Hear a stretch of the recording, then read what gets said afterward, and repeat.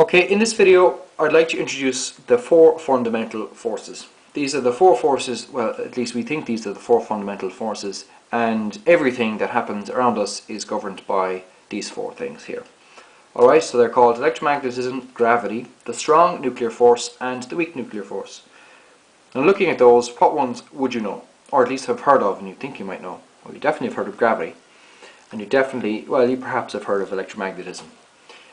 And what I find is strange is the one that you'll see instantly recognizable on paper, gravity, is the one that we know least about. We know almost nothing about gravity. Alright, so let's talk about that first.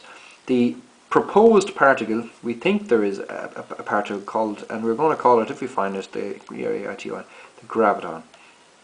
And like I said, we don't really know anything about it, so I can't tell you something that that would say the smartest scientists don't know, let alone me. So yeah, gravity, something we don't know much about, and the proposed particle is the graviton. Alright, so I'll just get rid of that. The next one I'd like to talk about is electromagnetism. So I need to split this down here. Electromagnetism, electricity and magnetism we often hear. And these, it's strange, these initially were thought to be two separate forces. However, it was found that they're one and the same thing. And basically, well, magnetism is something probably people understand better, and the magnets on your fridge, the force that causes them to work, of course, is magnetism. And it attracts things. So, unlike poles attract, like poles repel. So you have a north pole and a south pole, which we call them a north repel, south repel. However, a north and a south will attract. So that's something we're all pretty much familiar with. And electricity is the movement of electrons. Movement of electrons. Now, I don't really get much into it, but electromagnetism, believe it or not, is also the force which is governs the behavior of light. And light is what we call a propagating electromagnetic field. I won't go into that, but it's strange that we'll say the first force that we understood best is to do with something which is utterly crazy. We know more about light than we do about gravity, or these other two forces here, which is madness, because I think light is an amazing thing personally. But electricity and magnetism, they create light, or they govern light. They govern your electricity, of course, moving on in your house, and your light. And you can never have one without the other. They're always the same. So say, for example, your charger, from your plugging in the charger of your phone, it's got electrons moving through it to charge your phone, and at the same time there is a very weak magnetic field associated with it. Alright, you can never have one without the other. And just to tell you, the particle associated with this is the photon. That is, some of you might know that it's also called the light particle. So we have the photon and we have the graviton. Alright, the next thing I'd like to talk about is the strong nuclear force. And the first thing I'm going to tell you is the strong nuclear force particle is the gluon. Yes, that's it. It'll give you an idea as to what it's used for. It's for gluing things together. So you might be aware of the fact that there are things called atoms, and it was believed that atoms are the fundamental building blocks of everything. Everything, including the TV you're watching this in, is made up of atoms. You are made up of atoms.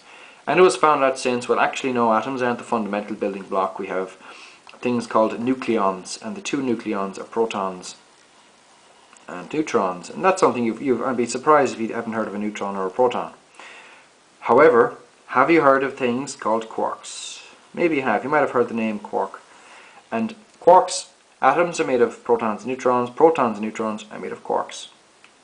And at the moment, and I mean genuinely at the moment, because this isn't the fact, mightn't be the fact, quarks and electrons, we believe, and a couple of other things of course, are the fundamental particles. You cannot break these up. But I wouldn't hold my breath, because 100 years ago we said atoms were the fundamental building blocks. That's clearly changed. So the thing about quarks is a proton or neutron is made up of three quarks. And due to their due to their properties, they usually don't want to stay together.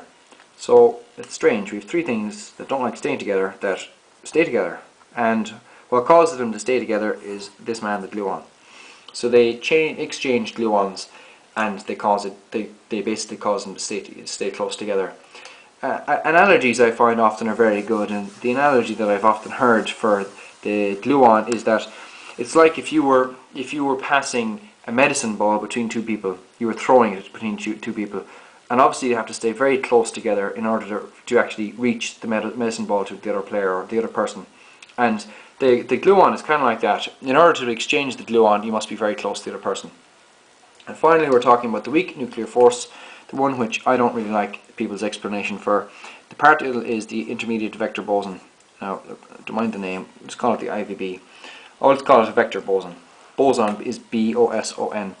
And people say it is deal with beta decay. Beta decay. What is beta decay?